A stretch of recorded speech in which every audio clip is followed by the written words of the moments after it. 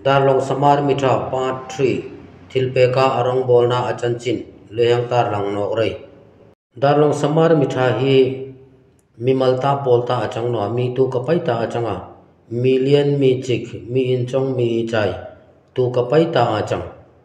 som panina puroi minga ani hi Zion kho achanga Zion kho koi thana chun an rong bol tu ni na an koi than in hartir pu chem achanga pathian dinga mi in petak achang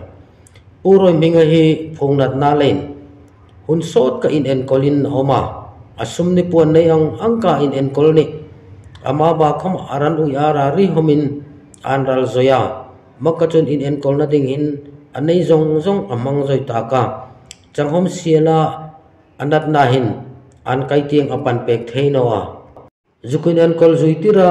doctor thiam zong ne amun pui jok zuki pandingin sumni puan harsat na namen loi atonga darong samare mitha angka trangpuina ni puidinga ngen na anhong siam angkan darlong samare mitha chun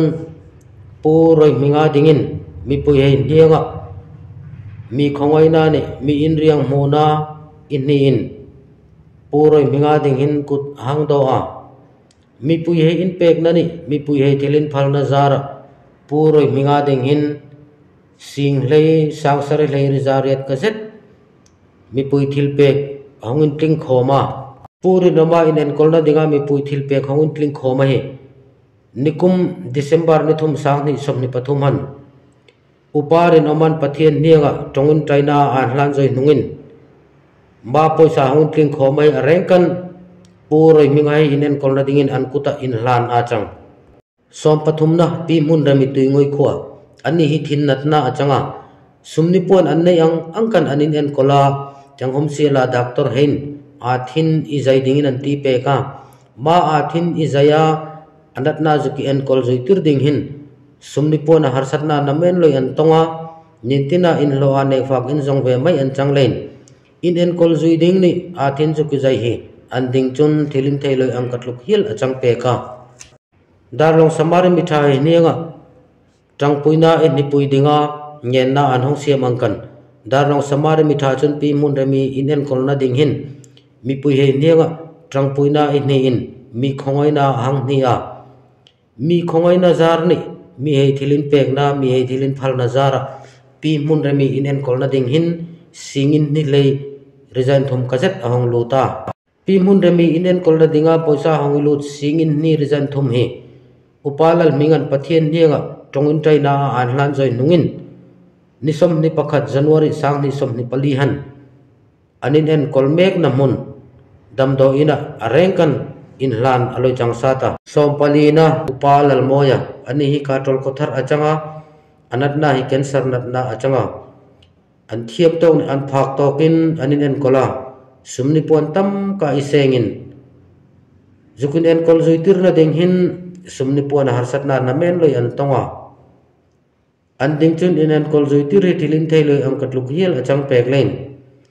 dalong samare mithari minga upalal moya in en kol na dinga tangpuina ni dinga ngen na anhong siam angkan dalong samare mitha chun mi pui he nianga mi khongoi na in tangpuina hang nia mi pui he in pek na ni mi pui he thilin phal na zara singin thum kaset upa lalmoya in en kolna ding hin sumni puan ahong lut khoma ba sumni puan hong lut khoma hi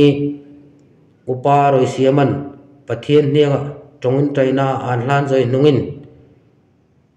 nili February sang ni som ni palihan arengkan an kuta in hlan aloi thangsa ta chang so pangana puwan ne dar choi khwa ani hi cancer nat na achanga an thiam tong an phak tokin nan safe kan anin en kola sumni puan tam ka an senga hangin en kol zuitir ding hin sumni puan harsat na namen loi an tonga harsat na in tlak boka dalong samari mithari minga puwan ne in en kolna dinga trangpuina ni dinga ngen na an hong siam angkan dalong samari mitha chun puwan ne in en kolna dingin mi pui he nianga mi khongoi na mi in riang hmuna in ni in kuta hang do a puwan naya in en kolna dinga sumni puan hong lut khoma hi singlei sangsari lei rizariat kapai achanga ma poisa hi upat lamona pathian hianga tongon China an hlan zoi nungin February ni som pakhat sang ni som ni palihan arengkan an kuta in hlan haloi chang sata som parukna pi than sei dar choi khuwa ani hi ti binat na achanga ati bi hi aloi so tap tak len zukien colding hin sumni pon tamka iseng itul achanga ani hin num mei achanga sumni pon zukiseng ding hin harsatna namen loi atonga zukin en kol thei loi ding hial ding huna yom achanga darlong samare mithari minga pi than sei nen kol na dinga tangpuina ni dinga ngen na an hong siam angkan darlong samare mitha chun mi khongoi na in pi than sei in en kol na ding ti in tangpuina ahang ni a mi he khongoi na ni mi he in riang mo na zara pi than sei in en kol na ding hin thilpek singin ni sang lei zangal lei somre akazet ahong lut khoma ma thilpe khongi lut khoma hi pastor nun zualan pathian ninga tongon China an hlan zoi nungin mars ni som panga sang ni som ni palihan pi than sei in en kolna dingin arengkan an kutahin in hlan achang darlong samar mitha in mi pui he ninga tangpuina ani ding hin an tangpui he ding an in sung so pui una he phalna boin tangpuina ani thin noa an tangpui he ding in sung so pui he in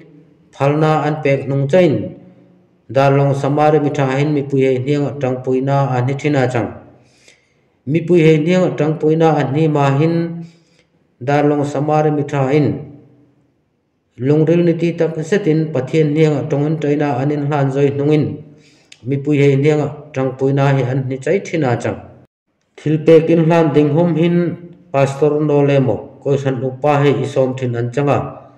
pastor koisan upa hin pathian ninga anin hlan zoi nungin thilpe ki in hlan thin a chang pastor no le koisan upa he an loi remin chang no chang chun darlong samare mitha ayo a van hlan pu ding pai hin pathian ninga tongon China in an hlan ma sak thin thilpek pe tu he zong zong nin reng ka chunga lungril takan lom thu kisila alet tam kan pathianin maldang ni som reseti hi ki du thu sam achang a hroya tam tiloya thilpeka ni rong bol nai pathianin nanga mowa pathianin itik ni machang chun alet tam kan maldang la som nge ta ti hi ke be sei tlat achang ni thilpek len mi he an lom len an bianga an mit tui alonga ma hi pathian lom salam achang